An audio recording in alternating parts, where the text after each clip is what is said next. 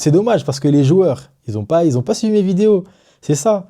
J'appelle aux abonnés de regarder mes vidéos, mais les joueurs de la sélection aussi, regardez mes vidéos, c'est important. Parce que ce que je dis, ça se reproduit sur le terrain. Et on l'a vu, on l'a très bien vu hier. J'ai fait que de parler de Jenny Katamo et c'est lui qui marque face au Cameroun. Dans le monde entier, qui ne connaît pas les lions indomptables du Cameroun? Salut à tous les amis, j'espère que vous allez bien. On se retrouve pour ce débrief d'après-match de Cameroun-Mozambique.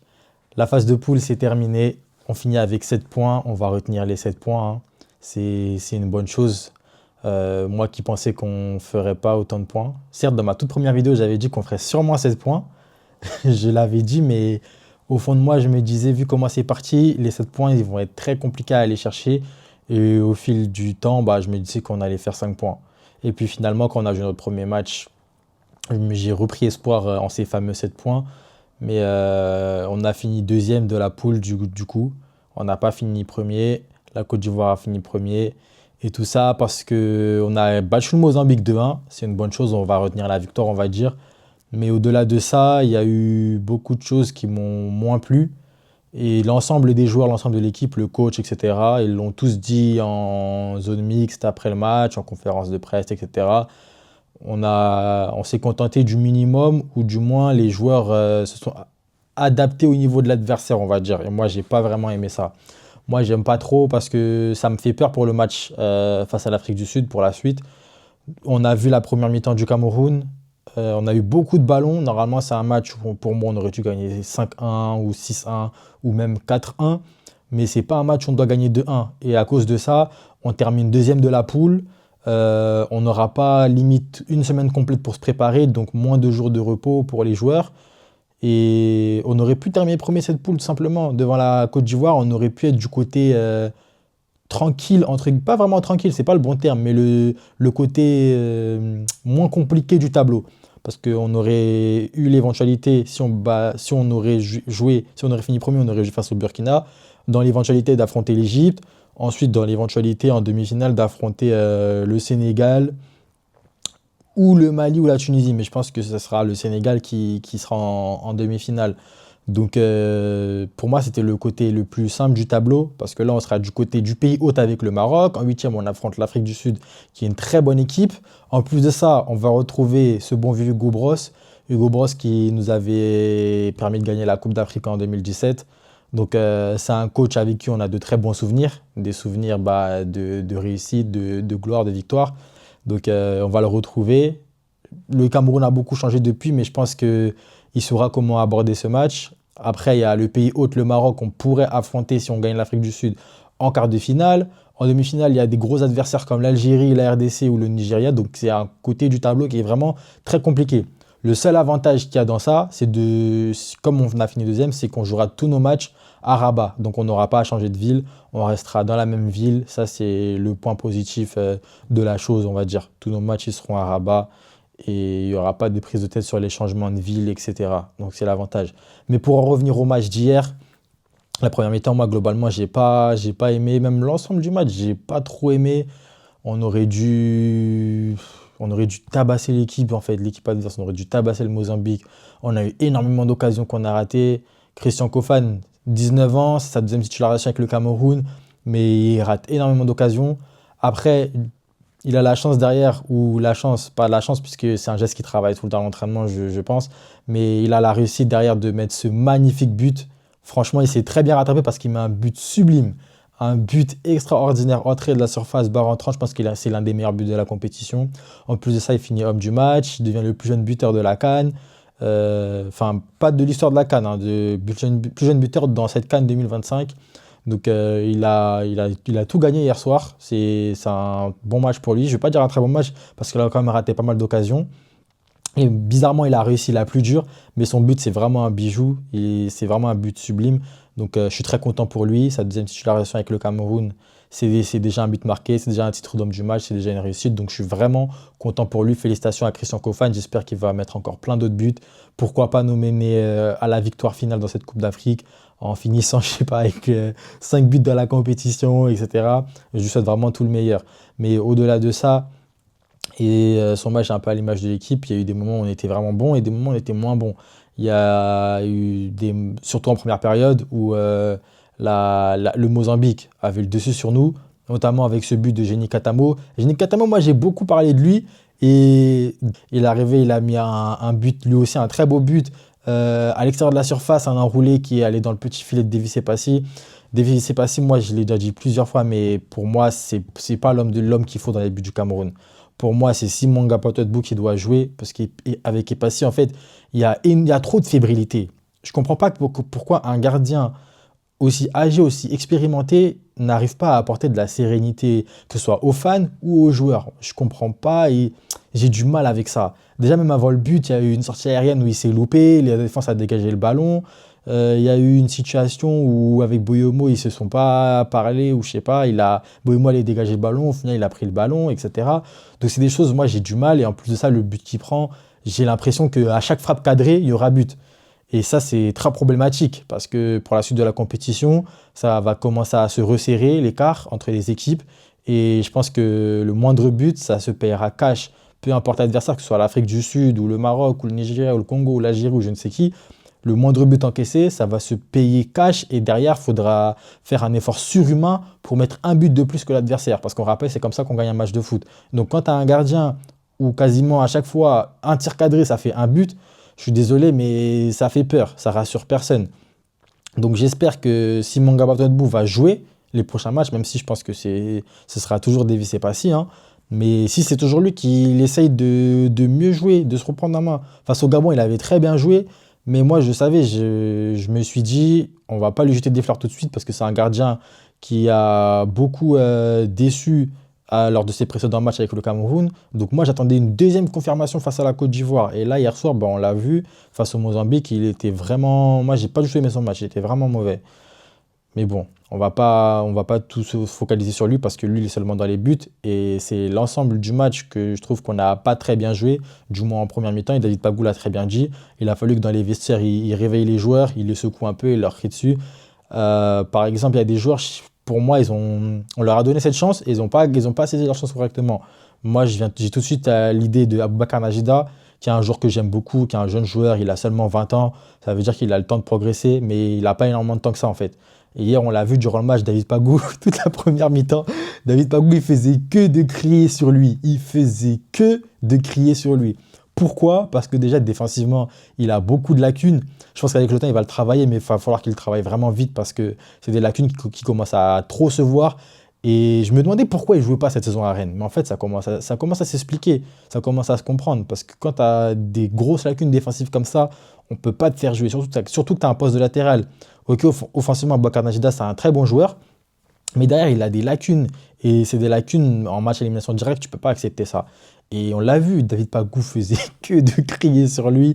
Même au retour des vestiaires, on les voit dans les tunnels. David Pagou le prend encore à part pour lui parler.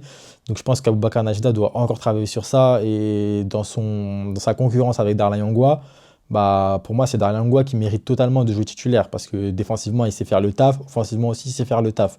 Mais comme je viens de le dire, Aboubacar Najida est jeune. Donc il aura encore le temps de travailler ça. Il n'y a aucun souci. Après, dans la défense, heureusement, Nuutolo, il est sorti sur blessure, mais plus de peur que de mal. C'était juste pour pas trop forcer, pour éviter l'alerte et tout. Il est sorti et il sera bel et bien là face à l'Afrique du Sud dimanche. Donc il n'y aura pas de souci.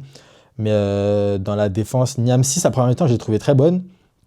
Après, la deuxième mi-temps, j'ai trouvé moins bonne. Il y a eu une situation où le Mozambique aurait pu marquer. L'attaquant se faufile au milieu de notre défense comme si de rien n'était. Ça, j'ai pas compris.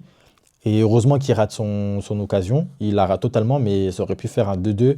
Et ça aurait été chiant, on aurait fini avec 5 points, etc. Donc ça aurait pas été bon pour le moral des troupes, on va dire. Mais à part ça, globalement dans l'équipe, j'ai pas eu énormément de satisfaction. Après, la globalité des joueurs n'ont pas aimé le match qu'ils ont fait. Boyomo, j'ai trouvé que c'était très légèrement mieux que Tchemalone. Entre les deux, je pense que la mise dans le 11 de David Pagou face à l'Afrique du Sud, entre les deux, ça va vraiment se jouer à peu de choses. Je pense qu'il remettra le même 11 qu'il a mis face à la Côte d'Ivoire, hein. Après, il va peut-être changer entre Tchemalone et Boyomo, mais le reste, le 11, il est vraiment indiscutable. Malgré que, par exemple, que Kemen ait proposé de belles choses, j'ai bien aimé son match.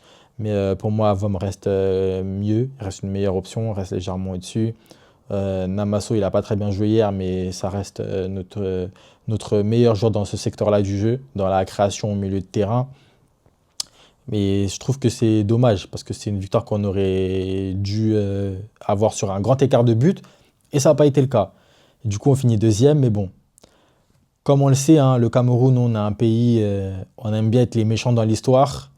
Donc, on va recroiser notre vieil ami Hugo Bross en huitième de finale dimanche à 17h au stade Al-Barid. Là, on avait perdu face au Congo pour les barrages de la Coupe du Monde. On retrouvera notre vieil ami Hugo Bross dans ce stade, dans ce beau stade. Je trouve que c'est un beau stade. Il ressemble un peu au stade Jean Bouin du Paris FC.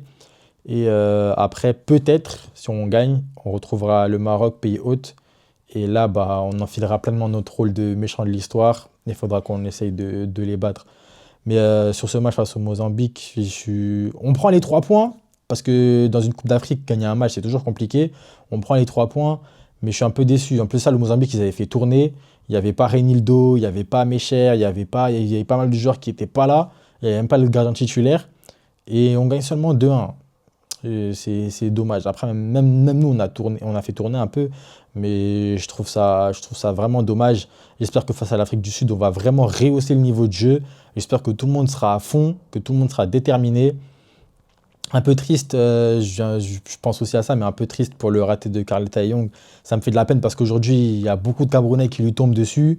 Il y a beaucoup de Camerounais qui sont déçus, qui disent que bah, en vrai, en soi, c'est vrai qu'il a raté un truc de fou. Il a raté un tap-in, il n'y avait plus personne dans les buts.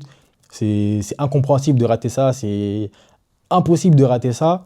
Mais moi, je pense, enfin, de ce que je vois, c'est un joueur qui veut tellement bien faire pour son pays, aime tellement son pays qu'il se met beaucoup de pression pour rien. Ça me fait un peu penser à Iliman Ndiaye quand il était à Marseille. C'était tellement son rêve, c'était tellement l'objectif d'une vie pour lui de réussir avec l'Olympique de Marseille qu'au final, ça n'a pas été une grande réussite parce qu'il se mettait beaucoup de pression. Il était moins bon que ce qu'il fait à Everton. Bah, j'ai l'impression que c'est la même chose avec Karl Taillon, quelqu'un qui est très émotif. Beaucoup ne le savent pas, mais après son but face au Gabon, à la fin du match, il a lâché quelques larmes dans les vestiaires, des larmes de joie et tout, parce que c'est quelqu'un qui veut tellement bien faire pour son pays qu'il est chargé d'émotions, il est rempli de pression, etc. Mais faut pas le laisser tomber, faut pas le pointer du doigt. Karl Taillon, ça reste un très bon joueur. C'est lui qui nous permet de gagner notre premier match. Je suis même sûr qu'il va nous être utile durant cette compétition, que ce soit en huitième de finale, en quart de finale. Même s'il n'est pas titulaire lors de ses entrées en jeu, j'en suis sûr, il nous sera très utile. Aujourd'hui, Christian Kofan est le titulaire. Il n'y a pas de souci, mais il faut qu'on puisse soutenir notre frère Karl Taillon parce que ça reste un très bon joueur. Ok, il a raté cette situation, mais ça va pas l'aider sur le point du doigt, sur le critique, parce qu'après le match, on l'a vu, il était vraiment peiné par rapport à ça, parce que lui-même, il sait que c'est une énorme occasion qu'il a ratée. C'était la balle de la première place qu'il a ratée. Mais c'est pas grave, faut qu'on l'encourage, faut qu'on soit derrière lui, c'est un jeune joueur, c'est ses premiers matchs avec le Cameroun, c'est sa première grosse compétition, donc faut qu'on l'encourage, faut qu'on soit derrière lui. Moi je suis sûr que Karl Taillon pourra être très utile dans cette équipe. Non, on a une attaque très jeune, que ce soit Kofan ou Taillon, faut les encourager, faut les pousser, faut les motiver, parce que c'est des jeunes joueurs. Demain, ce seront de très grands joueurs, ça j'en doute pas, mais c'est aujourd'hui qu'il faut les soutenir, il faut les motiver quand il y a quelque chose qui ne va pas, etc. Faut pas directement les pointer du doigt. Moi, c'est cette idée-là que j'ai par rapport à Karl Taillon, que je ne le pointerai pas du doigt, loin de là. Et je l'encourage encore, je l'encourage à s'entraîner, à continuer à se battre, etc. Donc les gars, sur ce match, un peu déçu, mais bon, on retient la qualification. On affrontera notre vieil ami Hugo Bross avec l'Afrique du Sud, qui ont une équipe très solide, très forte. Des joueurs qui se connaissent à la perfection. Ils jouent quasiment tous au Mamelodi Sundowns. Ils jouent 90%, 95% de l'équipe joue en Afrique du Sud, donc ils se connaissent tous par cœur. Ronwen Williams, leur gardien, très fort. Lyle Foster, en première ligue avec Burnley, c'est pas ouf, mais dans cette CAN, il est vraiment très bon. Donc voilà, va vraiment falloir faire attention à cette équipe d'Afrique du Sud et rehausser le niveau par rapport au match du Mozambique. Parce que si on joue comme au Mozambique, ça va pas du tout le faire et ce serait vraiment dommage d'être éliminé en huitième de finale après avoir fait de si belles choses en phase de poule. Mais comme on le dit, comme on le sait très bien, à partir des phases d'élimination directe, c'est une nouvelle compétition qui démarre. Il n'y a pas le droit à l'erreur, il n'y a pas le droit au faux pas, il n'y a pas le droit de peut-être que... Non, ça doit être que du tout droit. Soit tu fais bien les choses, soit tu passes à la trappe. Et c'est comme ça le football dans tous les cas. Donc j'espère que face à l'Afrique du Sud, dimanche, on saura se reprendre en main, pardon. Et bien évidemment, les gars, on fera un débrief d'avant-match pour ce huitième de finale alléchant Cameroun-Afrique du Sud. Donc n'hésitez pas à vous abonner, à partager, à liker. Et dites-moi aussi en commentaire ce que vous en avez pensé sur la globalité de cette phase de poule du Cameroun. Si vous pensez qu'on peut aller encore très loin dans cette compétition, si vous pensez qu'on peut gagner cette compétition, si pour vous on ne battra pas l'Afrique du Sud, etc. Dites-moi en commentaire les sensations que cette phase de poule vous ont donné, le pronostic pour le parcours final du Cameroun. Et sur ce, on se dit à bientôt les amis. Je vous souhaite par la même occasion une très bonne année 2026. Espérons que cette année 2026 sera couronnée par un titre de champion d'Afrique pour le Cameroun. Salut à tous.